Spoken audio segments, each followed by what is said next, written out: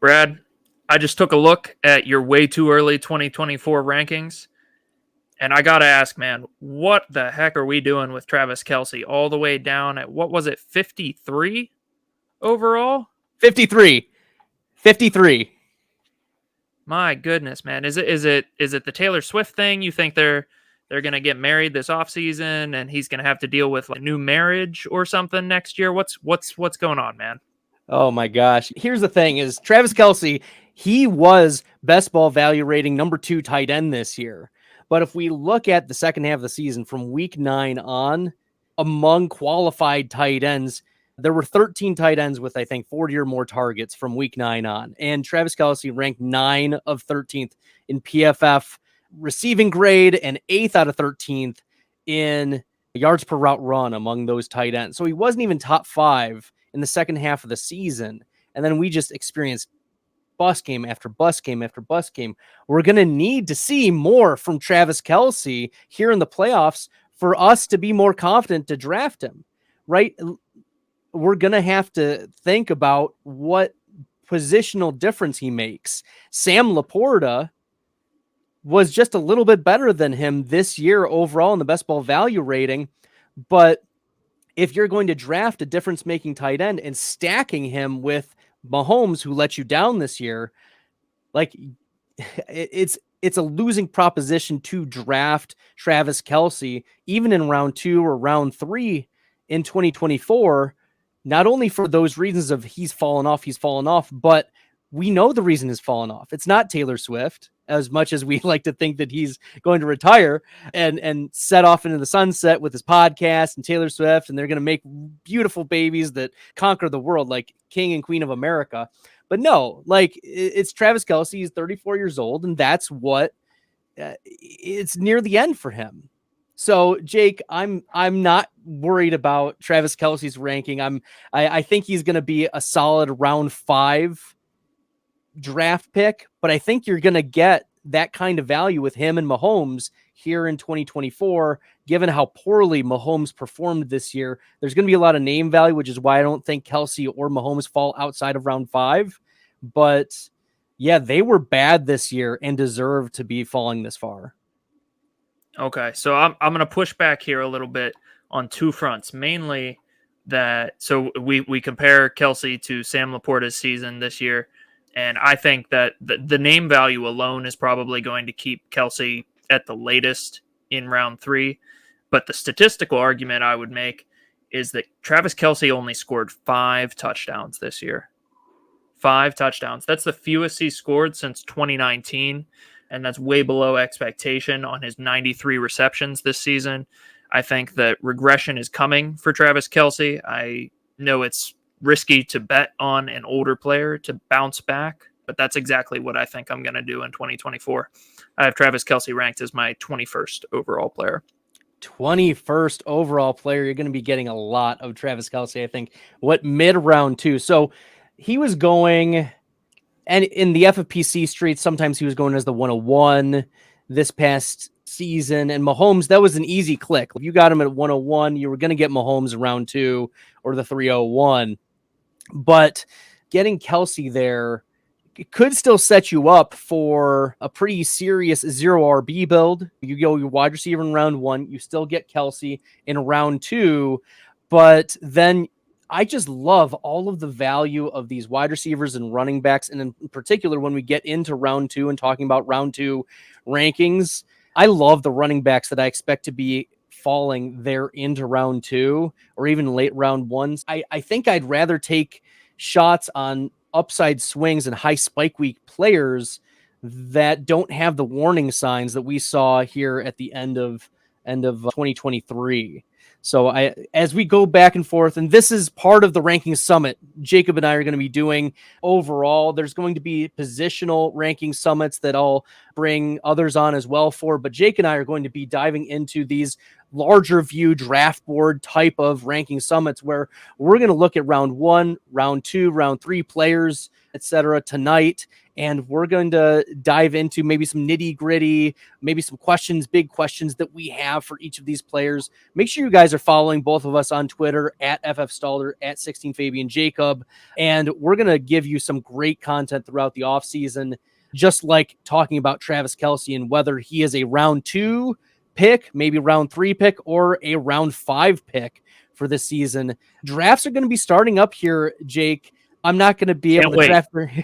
We can't wait. I've already started planning. Right, I see FFPC has dropped some dates already. You can sign up on FFPC, but Underdog is yet to drop theirs. Drafters is yet to drop theirs. There are a few other places. We're lying in wait for those 2024 drafts to get into full swing.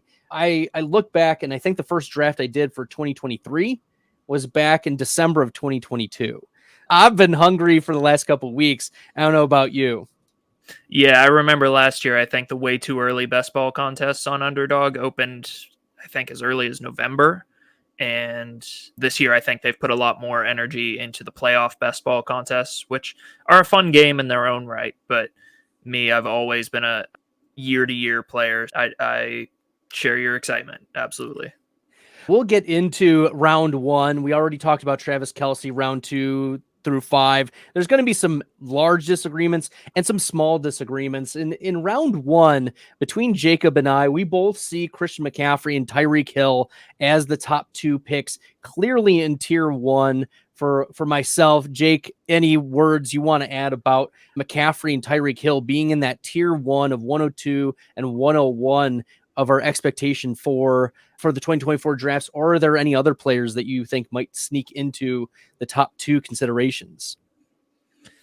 I think Justin Jefferson could maybe crack his way into that top tier, depending on what happens with his quarterback situation, whether Kirk Cousins comes back and is looking healthy. But I think right now, if we were drafting today, there's a clear top 2 there between McCaffrey and Tyreek Hill. Yeah, McCaffrey this year, an 18.7 best ball value rating. For those who are unfamiliar with the best ball value rating, essentially that is the amount of points out of 150 that a particular player contributes. So why is 150 points an important threshold? That is the average amount of points that the season-long winner scores every week in the Best Ball Mania 3 and Best Ball Mania 4 seasons. So we've looked over the last couple of years, and you need 150 points if you want to win your week, if you want to be the top dog. And so 150 points in reverse engineering, like 18.7, that's more than 10%. That's a significant chunk. So comparing Christian McCaffrey at 18.7, even David Montgomery, who had a very strong year this year, he was top 8 in best ball value rating, was only at 11. So you got almost double what David Montgomery gave you versus what Christian McCaffrey did. Just to give you some idea of the importance of this best ball value rating and why it is important for us to say, hey, these players at certain places are values based on ADP, and what kind of player am I going to get in these rounds? And that's why I may be a little bit higher or lower on players compared to the industry, because I'm looking at these values and what kind of return am I going to get for these players. So there's positional value as well factored in, because as we know, especially for the underdog streets, you can start 3 wide receivers and a flex versus you can only start 1 tight end and maybe the flex. But we know that tight ends are not going to contribute as often, sans those couple high-end tight ends relative to one of the wide receivers or one of the running backs. You know, there's positional value factored in as well into the best ball value rating, but McCaffrey finished at an 18.7. Tyreek Hill finished at a 17 flat. So these are players who contributed very significantly to your best ball teams this past year, and we expect to do so next year. For me at 3, and this is where we start to differ a little bit, Jacob. For me at 3, it's Breece Hall. He one of the first plays of the game in week 18, 50-yard touchdown. and it looks like he's fully healed from that ACL tear from last year. For me, I think Hall can get into that 1.01 conversation based on the pass catching. He had 29 touches in this game in week 18, something ridiculous. I maybe it was more, but I think Breece Hall, as outside of Christian McCaffrey, I think Breece Hall has the clearest path to RB1 overall in half point or full point. Yeah, for me, it's just a question of preference between Breece and the wide receivers I have ahead of him. I have Jamar Chase, Justin Jefferson, CeeDee Lamb, and Amon-Ra St. Brown going ahead of Breece, who I have at 7th overall. And so on formats like Underdog, where you have to start 3 wide receivers, I want to lock down one of those elite guys with one of my early picks. I am absolutely a fan of Breece Hall, had a ton of him this past season.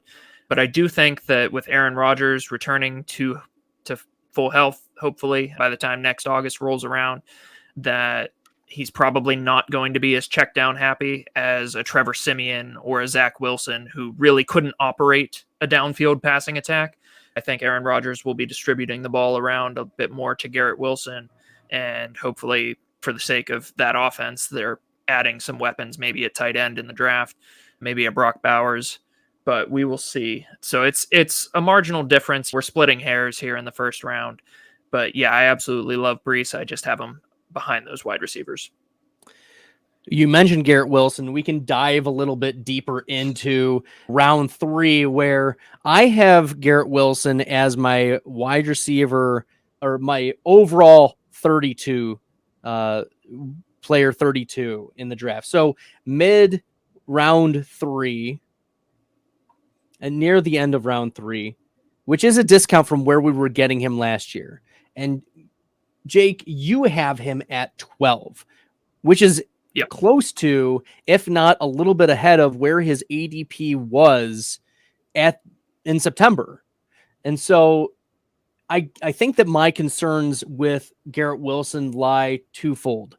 One is that we saw him operate with just a massive amount of targets, and the quarterback situation could be significantly better, and we expect it to be. It has to be improved. He was wide receiver 47 in best ball value rating this year, despite being one of the top target earners in the NFL.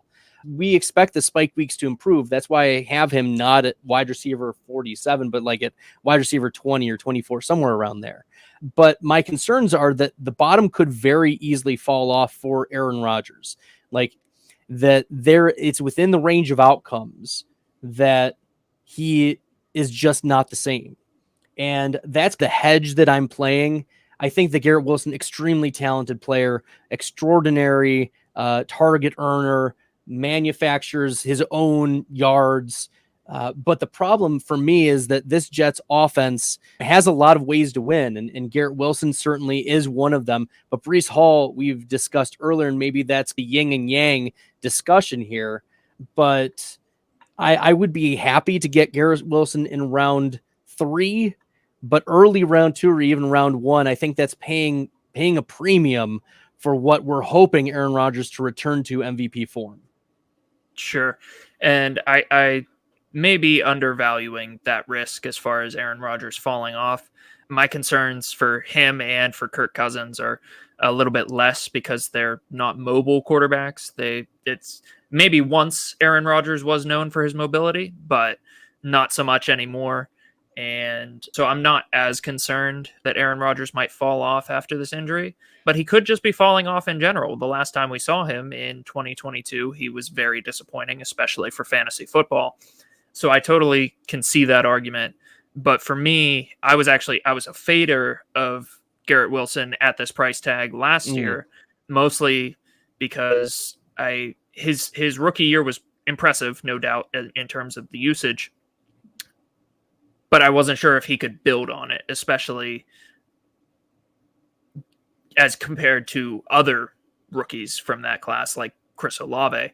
So it was less that I didn't like Garrett Wilson and more that I thought he was just a little bit rich. But he came out this year, he posted a 30% target share. He was wide receiver 8 in expected points per game per PFF. I think that the usage is going to be there. I think that Aaron Rodgers is going to improve the efficiency, and hopefully he can convert that top 10 wide receiver usage into top 10 wide receiver fantasy points. Here's to hoping. Okay, Jake, I've got 2 questions for you still about Garrett Wilson. Since you're on the hot seat, you've got him in around 1 of your rankings. What more do the Jets need to do to improve their offensive line? And how concerned are you that they're going to make those changes for 2024? We'll start with that question. Honestly, I'm not a super close purveyor of offensive line play, so I don't necessarily know. I know they've had struggles with Mekhi Becton, both when he's on the field and with him just staying on the field. So my understanding from what I've seen from other sources and Jets fans is that tackle is a big concern for them. Maybe at 10, they take a Joe Alt if he's still there.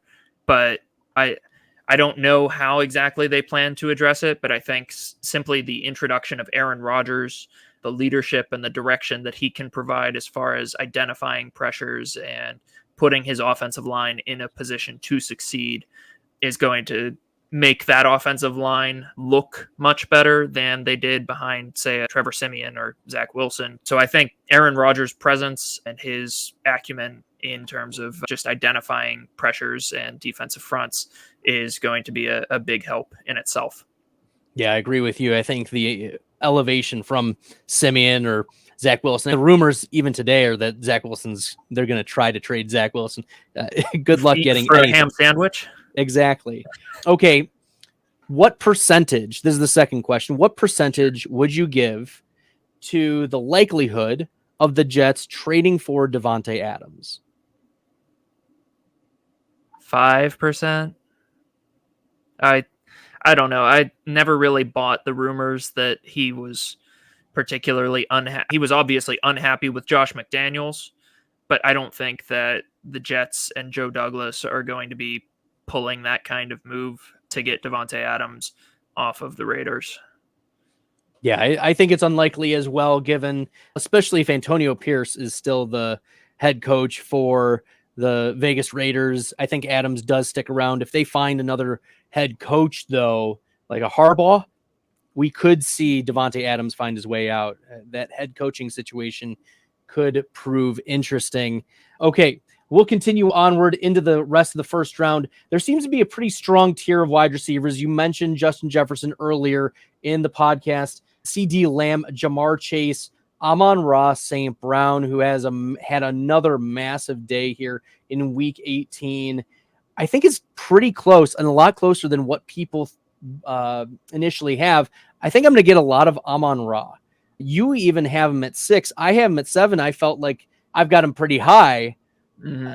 Amon-Ra, is there a pathway for him to be the wide receiver 1 in fantasy? Is that too spicy? It's tough because it depends for me a lot on what Ben Johnson decides to do. That made this exercise for me ranking Lions. It was just very challenging because of that uncertainty. I think that Amon-Ra and Jahmyr Gibbs and David Montgomery would all take a bit of a hit if Ben Johnson decides to leave. But I do think that Amon-Ra St. Brown is the kind of target earner and the profile that can post a Cooper Kupp-like season where he's just a slot machine and he's basically unguardable when you put a safety or a linebacker on him.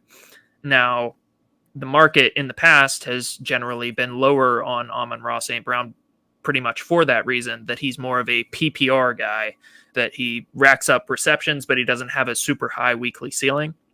And that's probably a fair argument as far as he's never going to do a CeeDee Lamb 16 catches for 230 yards game, right?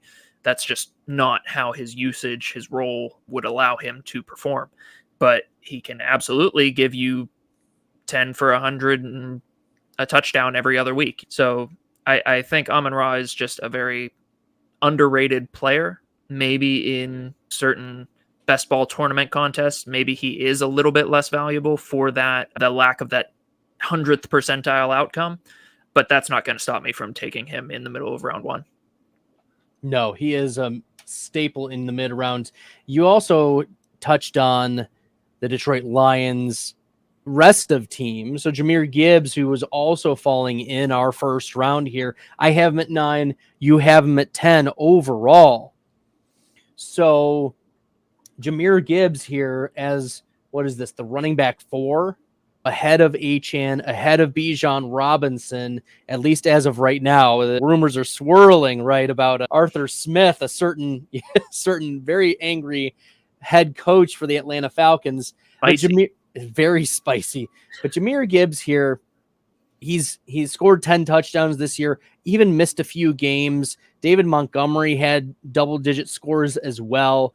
There is, and we did see Monty miss some games. If it's not Breece Hall, it's Jahmyr Gibbs who is pathway to RB1 overall. Yeah. Like, this is a player whose pass catching upside is there. He looks and moves like Kamara on the field. And the way the Lions are utilizing him and Amon-Ra and Laporta is pretty even around the goal line. And this is a high scoring team. I think you and I both are justified in drafting him at the end of round 1. Are there any of the wide receivers that you would take him over? Out of that tier of Amon-Ra, no, I couldn't get there on Gibbs. And honestly, I feel 10 is a bit aggressive, especially if David Montgomery's still there. Maybe Ben Johnson's leaving.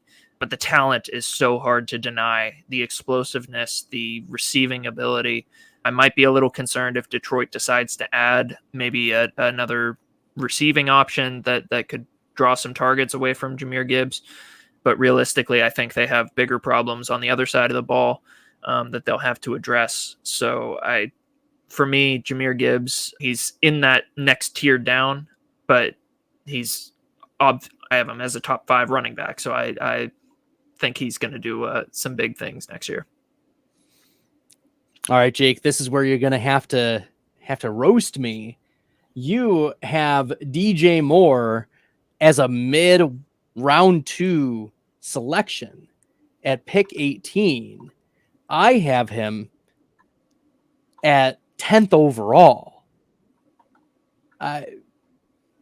Why do you hate DJ Moore? It's not so much that I hate DJ Moore.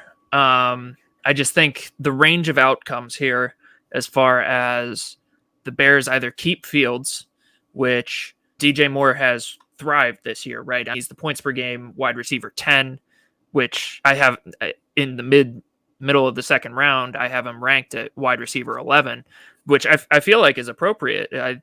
But so you either have Justin Fields running it back another year with DJ Moore, or you have Caleb Williams coming in as a rookie, a generational rookie, no doubt. But for me, it's just very hard to see a whole lot of improvement for DJ Moore, especially with his usage. He was not a wide receiver 1 in expected points per game. He was in a tie for wide receiver 20 in expected fantasy points per game.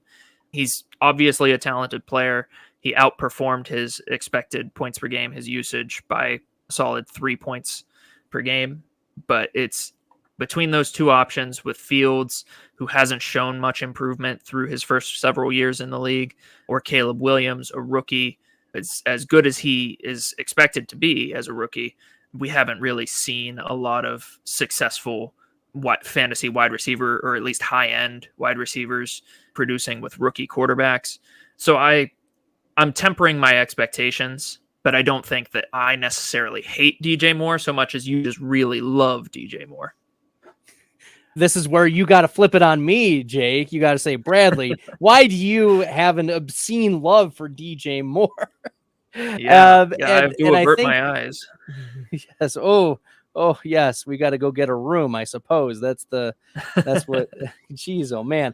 But DJ Moore, He's my wide. He's the overall player 10. I do have him ranked behind Amon-Ra, but in the same tier as Puka Nacua and AJ Brown. If we look at the best ball value rating, DJ Moore was a top 6 wide receiver this year in terms of rate of top 5 weeks, and all of them came with Justin Fields.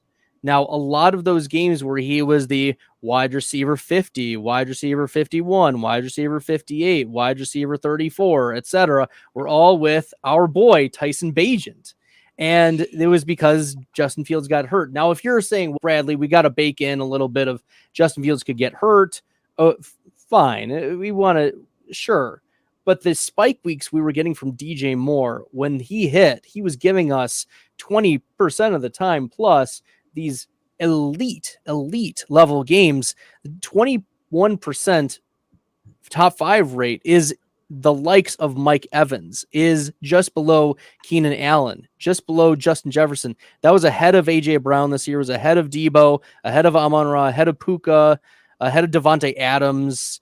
So DJ Moore was showing us these massive games.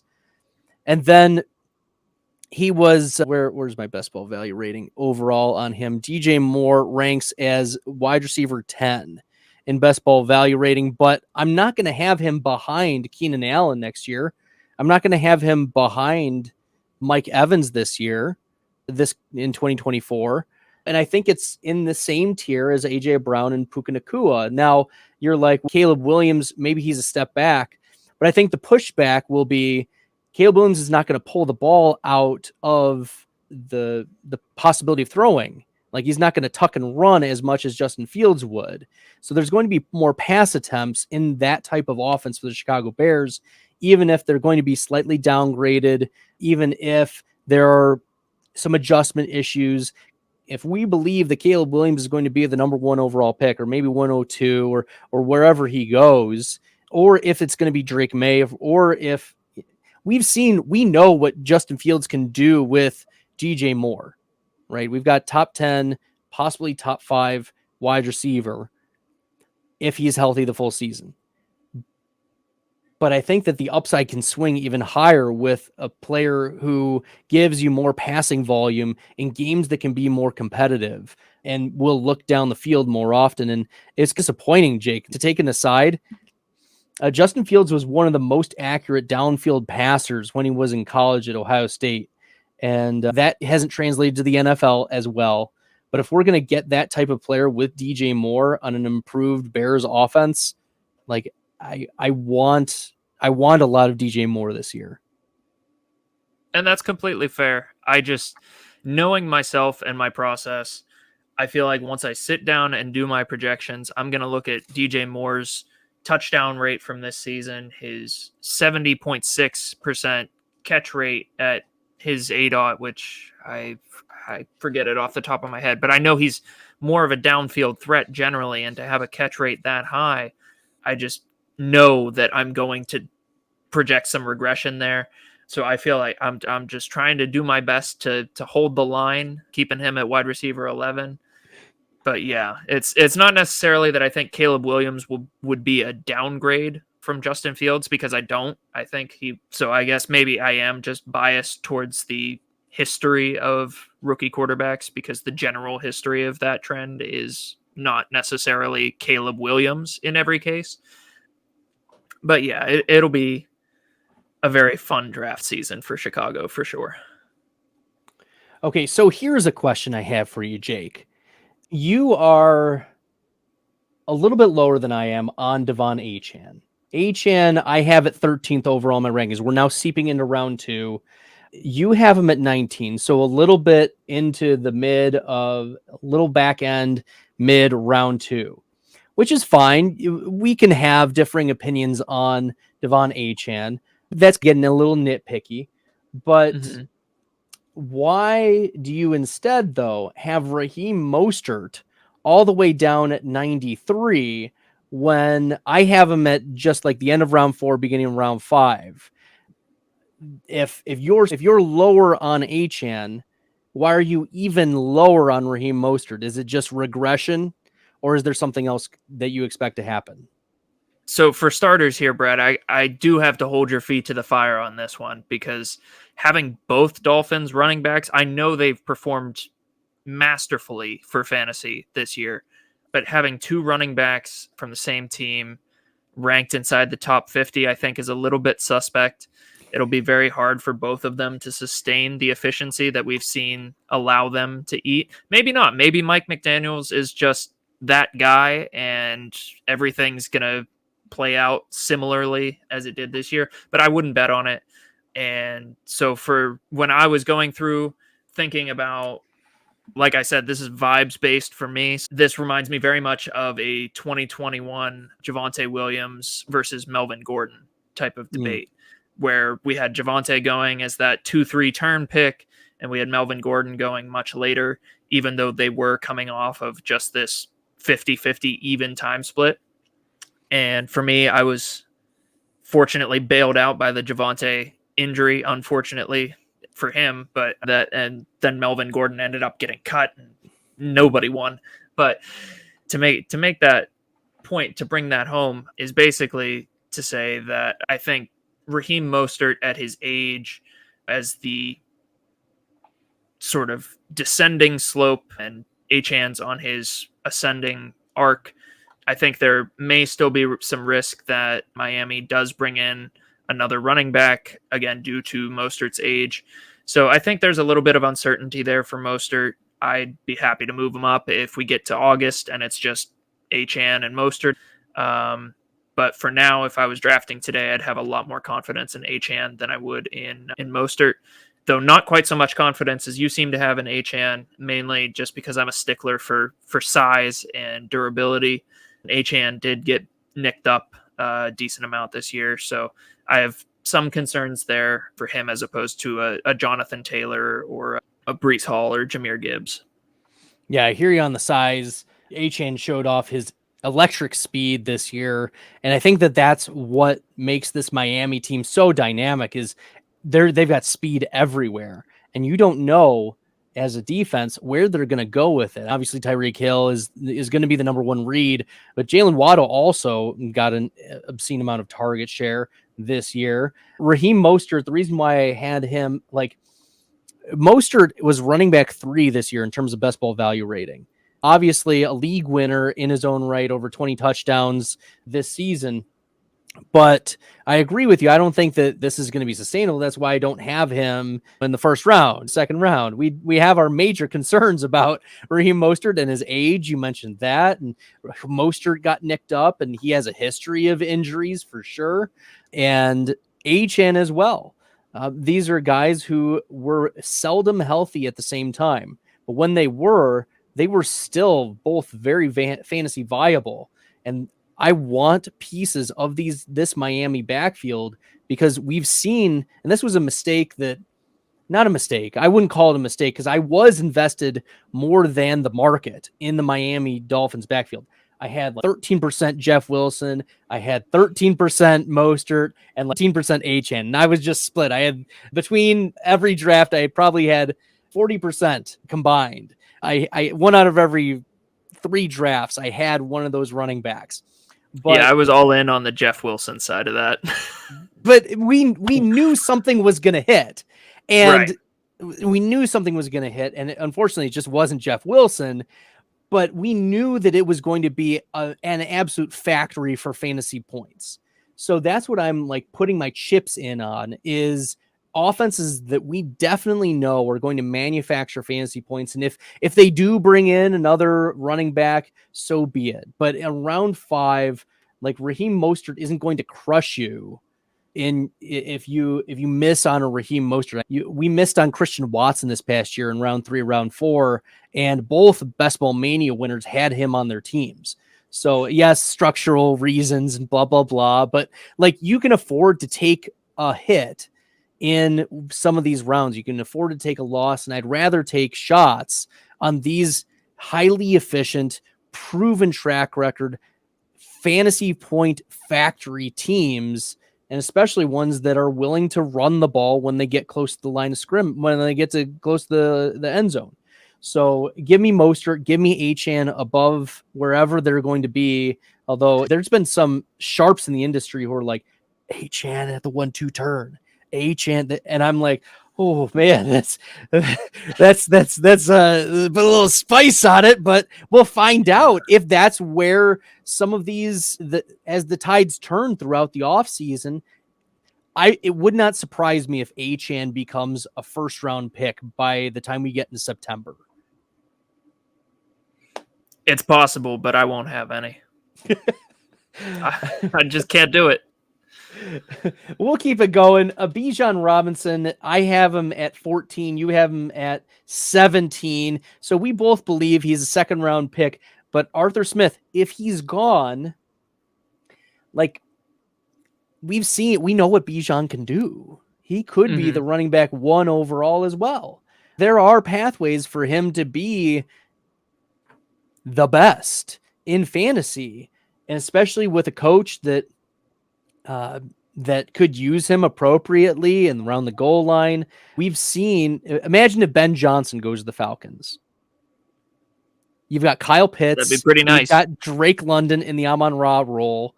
And then you've got Bijan Robinson and the Jahmyr Gibbs plus Monty role. Maybe it's Algier in the Monty role. Fine. I don't care. Then give me all the Algier in that case too. But fading Bijan was the smart thing to do in 2023. Is it going to be a smart thing to fade Bijan Robinson in 2024?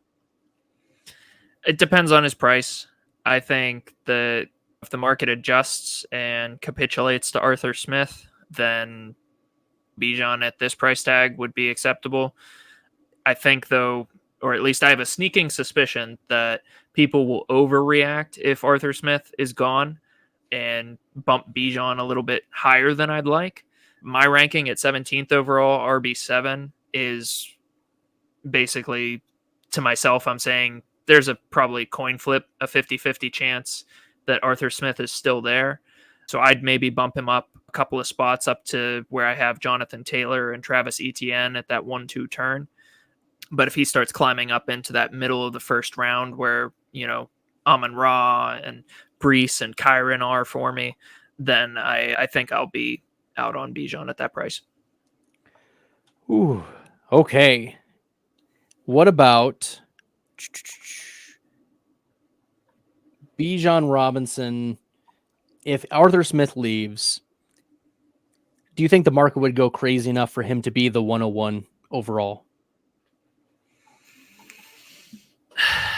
There's a lot of other factors that would play into it too, right? What do they do at their quarterback situation? Is it Justin Fields and Bijan Robinson without Arthur Smith and Ben Johnson at quarterback? Like that, there are paths to it where I could see Bijan being introduced to that conversation, but it would just be so hard for me to get there after what we saw this season. Bijan flashed at times, but he was inconsistent. A lot of that was due to usage. Can't hold the illness game against him, Jake. Yeah, no, you can't hold the illness game against him, despite Arthur Smith giving him a carry in the fourth quarter of that game for whatever reason. But yeah, no, I don't know. It would take a lot to get him to that 101 conversation for me. Okay. Yeah, Bijan Robinson ended up being the running back 21 this year in terms of best ball value rating going into week 18. He obviously had a big week 18, so that's going to be updated a little bit, but it's not going to shift it too much. A player that had a big week 18 as well with Jonathan Taylor, over 180 rushing yards against the Texans. I had Bijan Robinson ranked as, not Bijan, I had Jonathan Taylor ranked at 17, you at 14. I think I am a little bit low on Jonathan Taylor. I think he does deserve to be moved up a little bit more, probably, to 15 or so. I'm willing to move him up a little bit. But my concerns for Jonathan Taylor are it's going to be Anthony Richardson season. And I have a lot of love, Jacob, for Anthony Richardson. Richardson, you and I actually see very similarly. End of round 4, beginning of round 5, like right at that 4-5 turn. And Richardson is my quarterback 4. I can't tell. Is he your quarterback 4 as well? Yeah, quarterback 4 for me as well. So I think that this is the right spot, and I'm going to love drafting a ton of Anthony Richardson. Do you think the market is going to have him that high, or is it just both of us are really big in on Anthony Richardson? I think the market's going to come close to that price. I don't know if they'll go completely bananas. We've seen how Justin Fields was drafted last year. We've seen how Trey Lance has been drafted in the past with small samples of good play. And we saw Anthony Richardson be the quarterback one on a per snap basis this past year. He still managed to be the quarterback 14 in points per game, despite playing less than 40% of the snaps in 2 of his games. And the 2 complete games he did play, he let me see here how he did. But we expect Steichen to continue to push the pace. And I think Jonathan Taylor, there is some concern there that Richardson is going to take away from him at the goal line. But yeah, we saw 21.9, 17.7, and 29.6 points in, I think, the 17-point game Richardson left early. Yeah, the 6 for 10 for 60. He's got that elite upside, and if he gets another offseason to work in the system, get those practice reps in as he recovers from his injury. If you see people saying this offseason that Anthony Richardson is injury prone, or that because he runs, he's going to get hurt more, obviously every time you have the ball in your hands, there's a chance for injury. But I would fade the heck out of any injury-prone narrative. The guy is built like a tank. He runs like a Ferrari. There's really no argument for me to have Anthony Richardson any lower than he currently is, and I think the market is very likely to agree with that. I think if anything, it could turn into one of those. I don't think Michael Pittman will fall this far, but maybe that will force Anthony Richardson to move up. I could see Pittman going at the end of the 3, and then Anthony Richardson going at the start of 4. And then you see at the 3-4 turn, just like Justin Fields, but Fields and DJ Moore was at the 4-5 turn.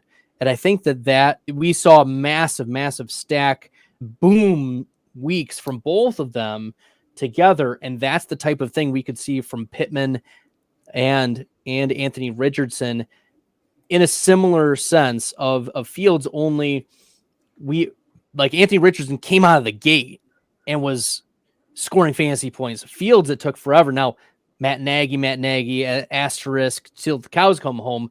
But I think that Anthony Richardson and Michael Pittman at the 3-4 turn is what we're going to end up seeing sometime this summer, barring any unforeseen injuries to either of those players.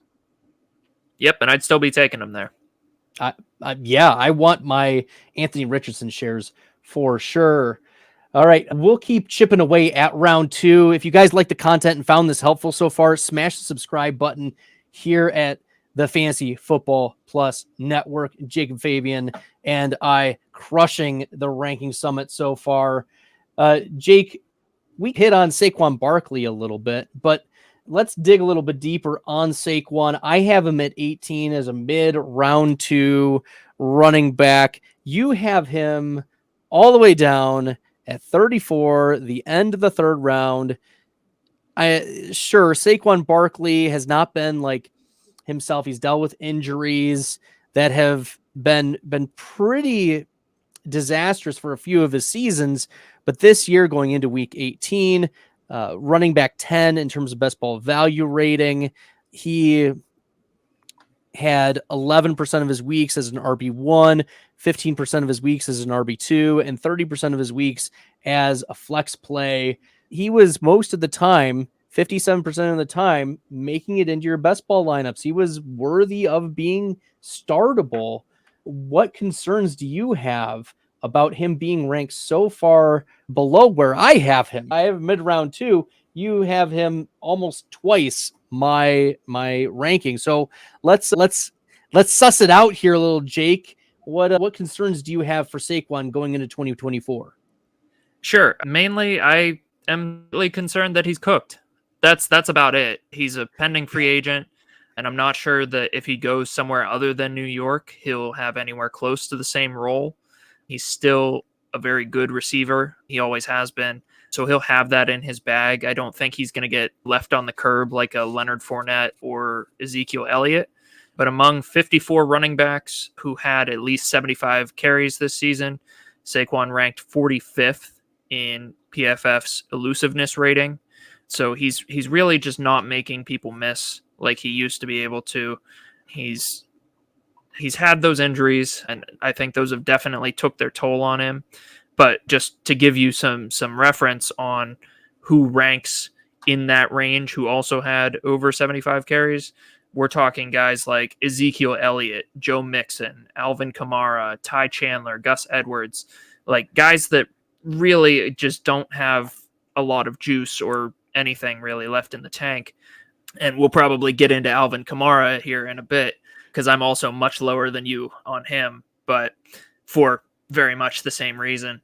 But yeah, for me, it's the situational concerns for Saquon, as far as will he go somewhere that gives him the same volume or even similar volume, or is he going to maybe go to a Miami and replace a Raheem Mostert and have an opportunity to thrive there? I think having him towards the late third still respects his receiving ability and the potential for him to land somewhere where he does have a good role, but there's a lot of risk for Saquon. Yeah, there is the floor for Saquon is scary, because you take away 80% of his runs are just garbage, trash. Like he's not a good runner on 80% of his runs, but on the 20% of his runs where he's good, he'll just explode. And that's just been the Saquon formula for the last few years. Throughout his career, he's never been a great between the tackles guy, but when he gets out into space, he can boom, burst through and you're right. He's running back 45 in true yards per carry this year, running back 42 in yards per touch, running back 47 yards created per touch. Like these are outside of what running back 3 in terms of efficiency, but running back 14 in breakaway run rate. And so when he gets just one more crease, he can make that big play. And then I think you're right. This does tie into how I also view Alvin Kamara. And so Barkley and Kamara I have Barkley higher because he's younger.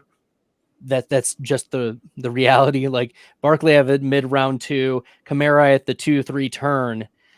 But they are both high-end running back target share earners. This year, Saquon Barkley, 16.2% target share, and that was 5th among running backs.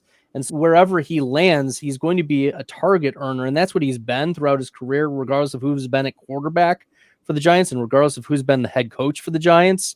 He's been a target earner, but same thing with Kamara. No matter who's been the coach or the quarterback, Kamara's been earning targets, and 19.3% target share this year for Kamara. I sent out a tweet earlier today, and I said, Alvin Kamara to the Broncos in 2024. Who says no?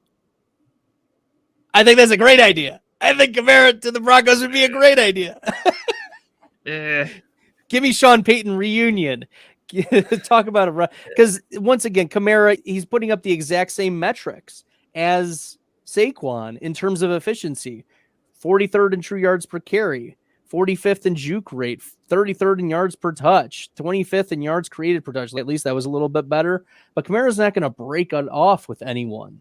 It's the target share that his role is not just as running back. It's as dump off. It's as an extra screen guy. It's as a player who's going to get PPR touches. And so for someone who's you can take your swings on players in round 2 and round 3, but with running backs who earn those types of target shares, at least the floor is a lot safer for them. And because at this point you've missed out on some of the big home run swingers of your Jonathan Taylors, your Bijans, your Travis Etiennes, your Achans at this point. Yeah, fair. And sorry, I was caught up in it's okay. In my sheets here. Aren't we all? Sometimes we're caught in the sheets. Yeah, sometimes you get lost in the sheets. No, that's part of my larger overall process as far as my approach to the running back position is that I want to take those higher upside swings. Like, for example, I have James Cook ahead of Saquon Barkley. So to me, James Cook has a similar receiving profile tied to a good offense. So there's just that little micro edge that just Saquon keeps sliding down behind some other guys for me. Yeah. I don't know why this one is showing up this way. I have James Cook at 39. You have him at 30. So within a round of each other. I don't think we're too far off on James Cook. But is that why you're also that much lower on Austin Eckler? It's just Alvin Kamara, like completely fallen off the train? Or is it... My concern is that the offense for the Chargers just fell apart with all the injuries, and that Eckler was still dealing with injuries and things just aren't reported, and or at least he's not willing to admit at that point. But the efficiency metrics for Eckler were certainly not there. You have him at 77. I have him at 41. I think that Eckler profiles as your discount Kamara, your discount Saquon. The efficiency metrics are disastrous, but if you can get some targets, I think you can get him better than 77th. Yeah, it's possible depending where he ends up, right? He's also a pending free agent. It's no guarantee that he remains with the Chargers or somewhere that he will have that opportunity to be more than just a change of pace back. And I think if he falls into that sort of change of pace back role somewhere, which he can absolutely do, and I think a team would absolutely be willing to pay him to do, but just with what we've seen from the running back free agency market recently and what we saw from Eckler on the field this past year, I just can't help but feel like every front office in the NFL saw him limping down the field at 13 miles an hour in that Packers game. And it wouldn't surprise me at all if Austin Eckler is in that Ezekiel Elliott, Leonard Fournette waiting on a call category this offseason. Now, do I think that's what's going to happen? No, because I still have him ranked in my top 100 players. But I do think that's a serious risk, and so I've tried to bake that into his price here. All right. We've hit in on a lot of players through the first 2-ish rounds. I was before in the pre-show meeting, I was like, Jake, we can go round 4, round 5, and we can just see where we're going. But we got through probably about 2 rounds here. There were some players we omitted from those rankings, but we did dip into a few players in the later rounds as well. We probably got through 2.5 rounds here. This has been a lot of fun, Jake. And I think this is an important exercise to go through and discuss at this point, especially without having ADPs available to us. And even when we do have ADPs, like, we're going to be the ones who are making the ADPs. We're going to be the ones, the degenerates who are in the best ball streets here in a couple weeks, creating the average draft positions. Jake, this has been a lot of fun. And we're going to try to get Jake's rankings up on the website onto fantasyfootballplusnetwork.com and my rankings as well there, so you can see where we have them. And then, of course, we're going to compare those to where some of the ADPs are for whatever sites we can get our hands on in terms of the expert consensus rankings or the average draft positions for the different tournaments that we'll have available. Any last words, Jake, before we sign off for tonight?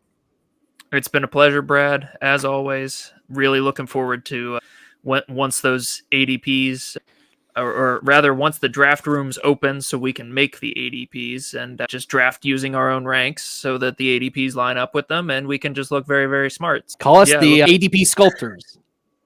Yeah, exactly. The Michelangelos of ADP. Yes. All right. On behalf of Jake, I'm Bradley. Until next time, good luck in the fantasy football streets, everyone.